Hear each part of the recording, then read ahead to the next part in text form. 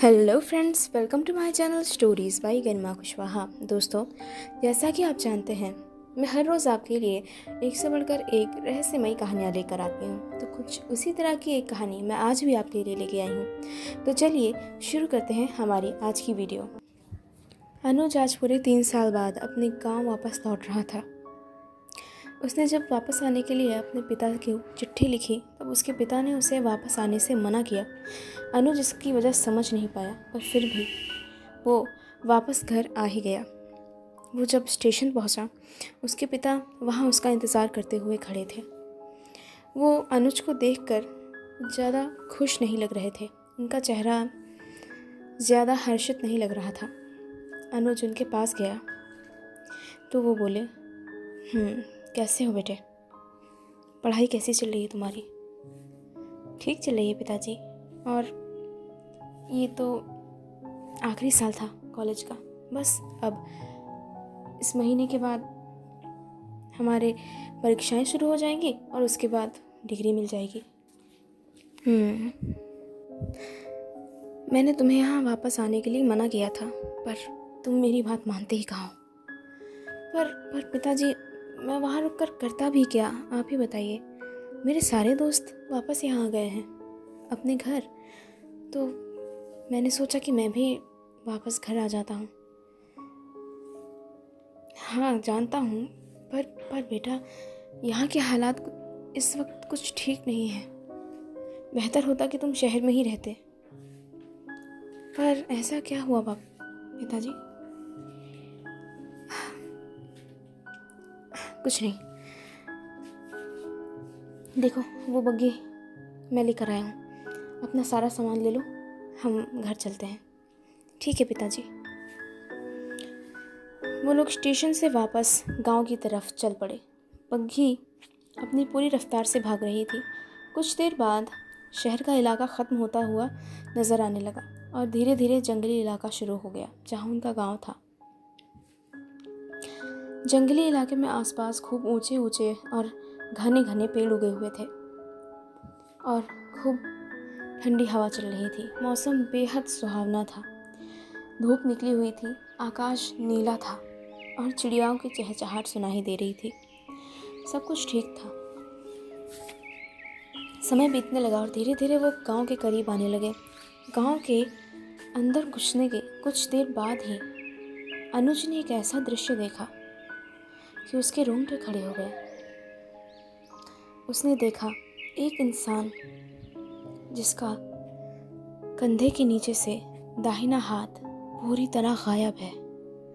ऐसा लग रहा था जैसे किसी ने उसका हाथ काट दिया हो या उखाड़ दिया हो, और उसके चेहरे पर पूरी तरह खरोंचें लगी हुई थी और पेट पर एक गहरा घाव था, जैसे किसी ने उस पर पंजे से वार किया हो। उसके शरीर पर खून ही खून लगा हुआ था। अनुज ये सब देखकर बेहद सिहर गया और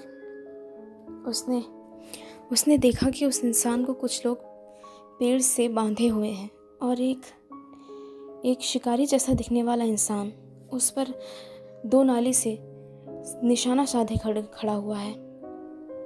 उसने अपने पिता से पूछा, पिताजी, वो इतनी देर में उसे अपने पीछे से बंदूक के चलने की तेज आवाज़ सुनाई देती है। ये सुनकर अनुज खामोश हो जाता है और फिर कुछ देर बाद सामान्य होने के बाद अपने पिताजी से पूछता है, पिताजी, ये सब क्या था? बस यही वो चीज़ है जिसके बारे में मैं तुमसे कह रहा था। इसलिए मैं नहीं चाहता था कि तुम वापस गाँव आओ। पर पिताजी, ये सब क्यों? वो इंसान तो पहले से ही घायल था।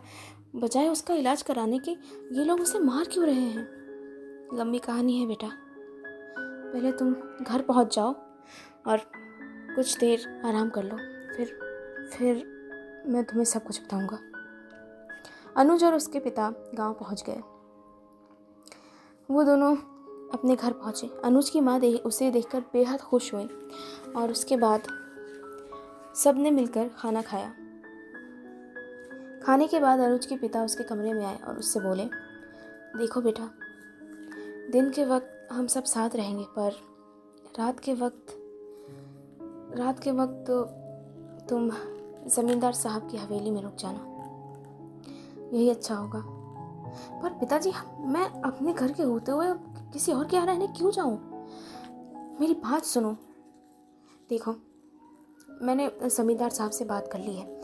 उन्हें अपनी छोटी सी बेटी के लिए किसी योग्य शिक्षक की ज़रूरत है। और तुम तो इतने पढ़े लिखे हो ही, गांव में मेरे ख्याल में तुम्हारे जितना पढ़ा लिखा कोई भी नहीं होगा। तो तुम कल से ही उनको पढ़ाने का काम शुरू कर दो। शाम के 7 बजे के बाद मैं तुम्हें वहाँ छोड़ आया करूँगा। यहाँ से कुछ ही दूर है उनकी हवेली, ठीक है? अनुज को कुछ समझ नहीं आ रहा था कि ये सब क्या हो रहा है, पर फिर भी उसने ना चाहते हुए भी हाँ में अपनी सर हिला दी। और शाम के वक्त वो दोनों हवेली पहुँच गए।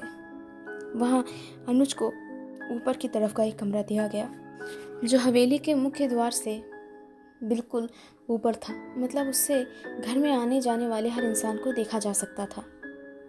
और साथ ही साथ हवेली की ऊंचाई काफ़ी ज़्यादा होने की वजह से इससे आसपास के घरों को भी देखा जा सकता था। कुल मिलाकर उस खिड़की का नज़ारा बेहद सुहावना था। अनुज अपने कमरे में बैठा और कुछ देर बाद ज़मींदार ने अपनी छोटी बिटिया से उन्हें मिला भी दिया। वो एक छोटी सी 7 साल की लड़की थी। वो कक्षा 2 में पढ़ती थी और उसे बहुत मामूली सी छोटी छोटी बातों की शिक्षा चाहिए थी। सिर्फ उसे कुछ गणित पढ़ाना था और थोड़ा बहुत विज्ञान, जो अनुज के लिए कोई मुश्किल बात नहीं थी। सब कुछ ठीक चल रहा था। अनुज रोज़ सुबह अपने घर चला जाता था और शाम के वक्त रात का खाना निपटाकर वापस हवेली आ जाता था। ऐसे में एक दिन जब वो सुबह के वक्त अपने घर पहुंचा तो उसने देखा उससे कोई मिलने आया है। अरे अनुज, अरे छन्ना, तू? हाँ, तू गांव आया? तूने मुझे बताया भी नहीं। मुझे तो पता भी नहीं था कि तू अब यहाँ रहता भी है या नहीं। चल, तू मुझे भूल गया था, सीधी बात यही है। नहीं नहीं नहीं, ऐसी कोई बात नहीं है। चल कोई बात नहीं। तो कैसी चल रही है तेरी पढ़ाई? हाँ, मेरी पढ़ाई बिल्कुल ठीक चल रही है, काफ़ी अच्छी चल रही है। टीचर मुझसे खुश रहते हैं। सिर्फ 2-3 ही बच्चे हैं कक्षा में जो मुझसे आगे हैं। अच्छा, तू मेरे साथ आज गांव घूमने चलेगा? देख ना, मुझे यहाँ आए हुए 4 दिन हो गए हैं, पर मैं आसपास की जगह देख ही नहीं पाया। इतने दिन से घर में ही कैद हूँ। हाँ, क्यों नहीं, आज ही चलते हैं। चल अभी नहीं, पहले नाश्ता कर लेते हैं। तू भी बैठ जा, फिर उसके बाद चलेंगे। नाश्ते के बाद दोनों गांव की तरफ चल पड़े।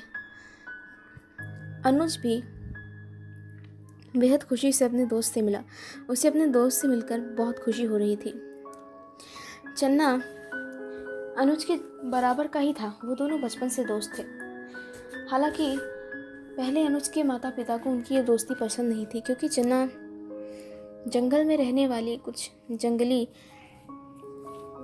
आदिवासियों का बेटा था। ऐसा नहीं था कि ये आदिवासी बहुत पिछड़े हुए हों, पर फिर भी उनका तंत्र मंत्र और टोन टोटके से पाला था। इसलिए कभी कभी अनुज की माँ के मन में शंका पैदा होती थी कि कहीं कोई उनके बच्चे को कैद न कर ले। पर दोनों की दोस्ती इतनी अच्छी थी कि उन दोनों के मन का शक जाता रहा। अनुज और चन्ना चले जा रहे थे और रास्ते में अनुज ने चन्ना से पूछा, यार, जब मैं गांव में आया तब मैंने एक इंसान को देखा जिसके हाथ बंधे हुए थे। असल में उसका एक हाथ तो था ही नहीं, उसे किसी ने पेड़ से बांध रखा था और फिर उसे गोली से मार दिया। तो बता सकता है लोग ऐसा क्यों कर रहे थे? ये कोई नई बात नहीं है दोस्त। ऐसी चीज़ें तुझे यहाँ हर रोज़ ही देखने को मिलेंगी दोस्त। आज सुबह ही इस तरह के 3 लोगों को मारा गया। 3 लोगों को? आखिर ऐसा हो क्यों रहा है? ऐसा क्यों किया जाता है? मुझे कुछ समझ में नहीं आता। जब मैं यहाँ आ रहा था तब पिताजी ने कहा यहाँ के हालात ठीक नहीं है। क्या मतलब है इसका? क्या यहाँ डाकू वाकू आ गए हैं क्या? नहीं, डाकू नहीं, उससे भी खतरनाक चीज़। हाँ, तो यहाँ से पढ़ाई के लिए गया। उससे 6 महीने बाद ही यहाँ पर नरभक्षी भेड़िया का प्रकोप हो गया। हमें नहीं पता वो कहाँ से आया, पर हाँ, इससे पहले उसने हमारे पड़ोस के गांव में भी बहुत तबाही मचाई थी और अब वो यहाँ आ गया। हालांकि भेड़िया के शिकारियों ने मिलकर उसे ख़त्म कर दिया। जानता है, उसे मारने के लिए आम गोली नहीं जो इंसान को मारने के लिए चाहिए होती है, उसे मारने के लिए खालिश चांदी की गोलियां चाहिए होती हैं। हमने उसे मार दिया, पर जानता है क्या हुआ? ऐसे लोग जिसे उसने घायल किया था, जिसे उसने अपने दांतों से काट दिया था, ऐसे लोग भेड़िया बन गए। और उनके भेड़िया बनने के बाद हमें समझ में आया वो चीज़ जिस भी इंसान को काट देती है या ज़ख्मी कर देती है और वो इंसान ज़िंदा बच जाते हैं, तो वो खुद भी एक शैतान में बदल जाते हैं। इसलिए ये ज़रूरी होता है कि हम हर एक घायल को ढूंढ कर ख़त्म करते हैं, क्योंकि उन्हें ज़िंदा बचाने से कोई फ़ायदा नहीं, कोई ऐसा तरीका नहीं है जिससे उन्हें वापस इंसान बनाया जा सके। तू सच कह रहा है? क्या सच में ऐसा होता है? अब तो तू मुझे बचपन से जानता है ना कि मैं झूठ नहीं बोलता। चल तुझे कुछ दिखाता हूँ।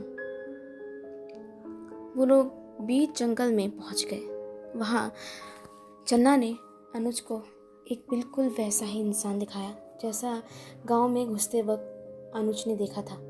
इस इंसान की तो और बुरी हालत थी। हालांकि वो मर चुका था, पर फिर भी उसकी तरफ देखने से ही अनुज का जी अजीब सा हो गया। मैंने कहा, चन्ना चल वापस चलते हैं। इतने दिनों से इस गांव में इसी की चर्चा है। हर रोज कोई ना कोई मरता है और सबसे ज़्यादा बुरी स्थिति होती है पूर्णिमा के दिन। ऐसा लगता है पूर्णिमा के दिन देवताओं की शक्ति बरसती है इस जंगल पे। एक साथ इतने लोग मारे जाते हैं जितने कि पूरे साल भर में ना मारे गए हों यार। और समझ में नहीं आता कि इसका हल कैसे निकालें।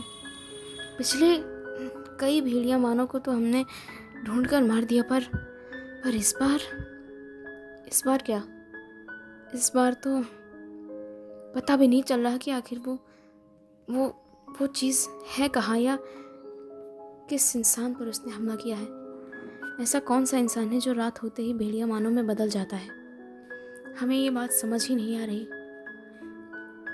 अगर हमें ये पहले ही पता चल जाता है तो हम इंसान को दिन के वक्त ही ख़त्म कर देते हैं, क्योंकि वो ज़्यादा आसान होता है किसी भेड़िया बहानों से जूझने से।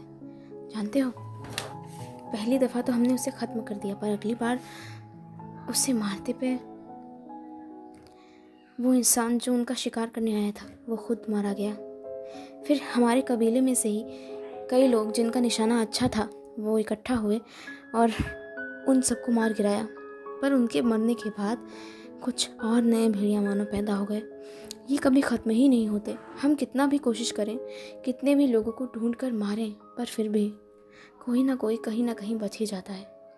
पर इस बार तो हम ये भी नहीं पता लगा पा रहे हैं कि आखिर वो कौन है जो इस बार बचा रह गया है। हम नहीं चाहते किसी को मारना, पर अगर हम उन्हें नहीं मारेंगे तो वो ना जाने कितनों को मार देंगे। तू कहाँ रह रहा है फिलहाल? क्या बताऊँ यार, कभी अपने घर तो कभी किसी और के। मतलब दिन के वक्त तो अपने घर में रहता हूँ, पर रात के वक्त पिताजी मुझे ज़मींदार के घर छोड़ाते हैं। हाँ, कुछ देर में उनकी बेटी को पढ़ाता हूँ और फिर रात के वक्त वहीं रहता हूँ। अब मुझे समझ आया कि वो मुझे वहाँ क्यों छोड़ाते हैं। ज़मींदार? अच्छा, मतलब कि मतलब कि हमारे पिता सोचते हैं कि ज़मींदार के यहाँ उसकी मजबूत हवेली होने की वजह से या उसके यहाँ गहरा पहरा होने की वजह से शैतान तुम्हें नुकसान नहीं पहुँचा सकता। हाँ वही तो। देखो, मैं जानता हूँ कि उनका घर मजबूत है, पर उनका ये मजबूत घर खुद उनके बेटे को नहीं बचा सका। उनके बेटे को? हाँ, उनके बेटे को। क्या हुआ उनके बेटे को? आज से 6 महीने पहले जब सर्दियाँ शुरू हुई थी उस वक्त, तब वो भी अपनी पढ़ाई ख़त्म करके वापस गांव आया था। उसके पिता ने बहुत पैसा खर्चा था उसे पढ़ाने में, विलायत भेजा था। वो क्या नाम है उसका, रंगून, हाँ, उसे रंगून भेजा था पढ़ाई के लिए। जब वो यहाँ आया तो बिल्कुल बदला हुआ था, बिल्कुल अंग्रेज़ों जैसे ठाट बाट थे उसके। किसी आम इंसान को तो अपने मुँह ही लगने नहीं देता था। एक रात वो भी बाकी लोगों की तरह भेड़ियों के शिकार पर निकला, पर उसके बाद वो कभी वापस ही नहीं आया। और उसके दुख में उसकी माँ भी पागल हो गई। कहते हैं ज़मींदार अब उसकी माँ को एक कमरे में बंद करके रखता है, क्योंकि वो इस कदर पागल हो चुकी है कि वो दूसरों को भी चोट पहुंचा सकती है। हे भगवान, तू सच कह रहा है? हाँ, हर एक बात। उसका बेटा कहाँ चला गया किसी को नहीं पता चला। उसकी तो लाश तक नहीं बरामद हुई। ज़मींदार 24 घंटे अपनी पत्नी को एक कमरे में बंद करके रखता है, यहाँ तक कि उसका खाना पानी सब कुछ वो खुद ही ले जा कर देता है उसे उसके कमरे में। किसी नौकर तक को उसके कमरे में घुसने की अनुमति नहीं है। अब मैंने तो ऐसा ही सुना है। तू इतने दिन से रहना है ना, तो तूने क्या देखा वहाँ? अब देख यार, मैं ज़्यादा किसी से मतलब नहीं रखता, और वैसे भी मैं तो सिर्फ रात भर वहाँ रहता हूँ, और रात के वक्त मैं किसी के घर में ताका झाकी तो नहीं कर सकता ना। मैं सिर्फ वहाँ रहता हूँ, उनकी बेटी को पढ़ाता हूँ और अगली सुबह वापस आ जाता हूँ। आज शाम तुम संभाल कर रहना। क्यों? क्योंकि आज शाम फिर से चांद निकलेगा।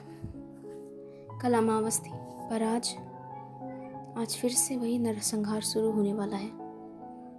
इसलिए अपना ध्यान रखना दोस्त। चन्ना की बताई हुई कहानी ने अनुज के मन में उथल पुथल मचा दी थी। उसे विश्वास ही नहीं हो रहा था कि ऐसी चीज़ें भी हो सकती हैं। हालांकि उसके माता पिता ने और चन्ना ने भी उसे कितनी बार ही कहा कि वो अपना ध्यान रखे, पर वो मानने वालों में से नहीं था। उसने फैसला किया कि वो रात के वक्त जंगल में जाकर देखेगा कि आखिर ये भीषण नरसंहार कौन करता है, कौन है इसके पीछे, और आखिर वो चीज़ दिखती कैसी है। रात हुई और आसपास के जंगलों से झींगुरों के बोलने की आवाज़ आने लग गई। रात के वक्त अनुज चुपके से घर का दरवाज़ा खोलकर बाहर निकला। हालांकि उसने घर के दरबान को बता दिया था कि वो किसी काम से वापस अपने घर जा रहा है, पर वो घर नहीं गया, बल्कि वो जंगल की तरफ चला गया।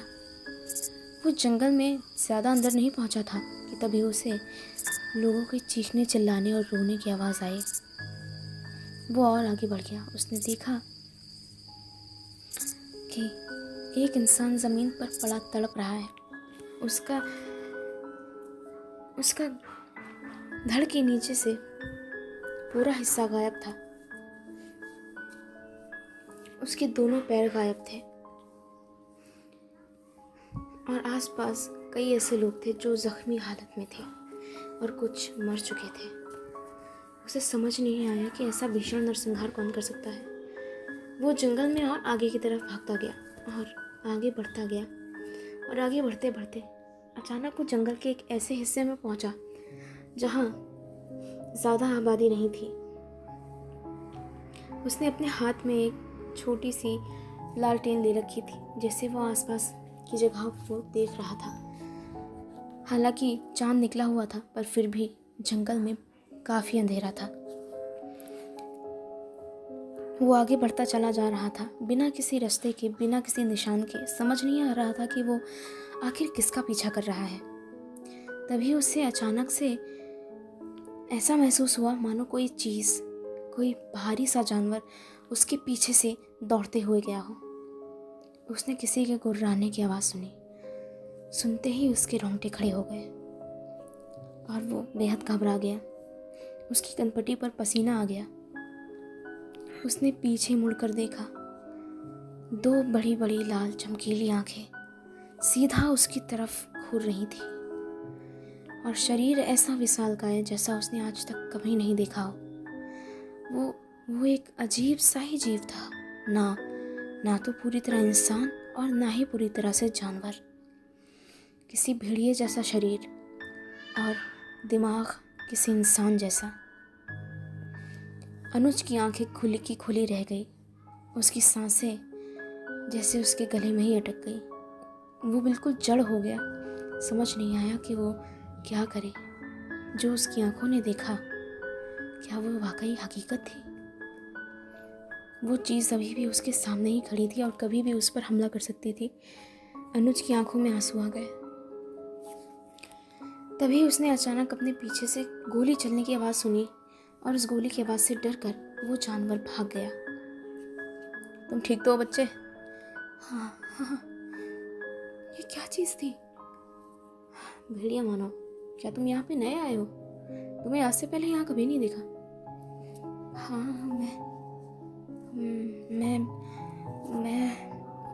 मैं परसों ही यहाँ आया। मेरा मतलब सोमवार के रोज़। अगर तुम्हें यहाँ के बारे में नहीं पता तो बच्चे मैं तुम्हें बता दूँ, यहाँ पर रात के वक्त घूमना बिल्कुल ठीक नहीं है। तुम शहर के लगते हो, है ना? हाँ नहीं, बस 3 साल पहले मैं यहाँ से पढ़ाई के लिए शहर गया था। ये क्या चीज़ है और आखिर इससे छुटकारा कैसे पाया जाए? हम ये बात नहीं जानते बेटा।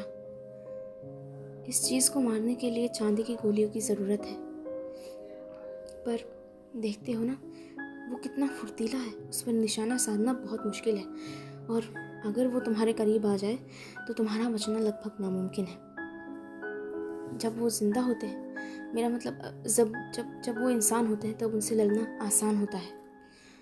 पर पता नहीं कौन सा इंसान है जो रात को हैवान बनकर इंसान को मार रहा है। तो दोस्तों, इसी के साथ ख़त्म होती है मेरी आज की कहानी। दोस्तों, मेरी ये कहानी कल भी जारी रहेगी, तो प्लीज़ मेरे चैनल को सब्सक्राइब कीजिए मेरी कहानी का अगला भाग सुनने के लिए। अगर वीडियो को तो दोस्तों, इसी के साथ ख़त्म होती है मेरी आज की वीडियो। दोस्तों, मेरी कहानी का अगला भाग भी तो दोस्तों, इसी के साथ ख़त्म होती है मेरी आज की वीडियो। दोस्तों, मेरी कहानी का अगला भाग जारी रहेगा कल। अगर आपको मेरी ये कहानी पसंद आ रही है तो मेरे चैनल को सब्सक्राइब कीजिए ताकि मेरी कहानी का अगला भाग सुन सकें, और साथ ही साथ मेरी वीडियोस को लाइक और शेयर करना ना भूलें। Thank you.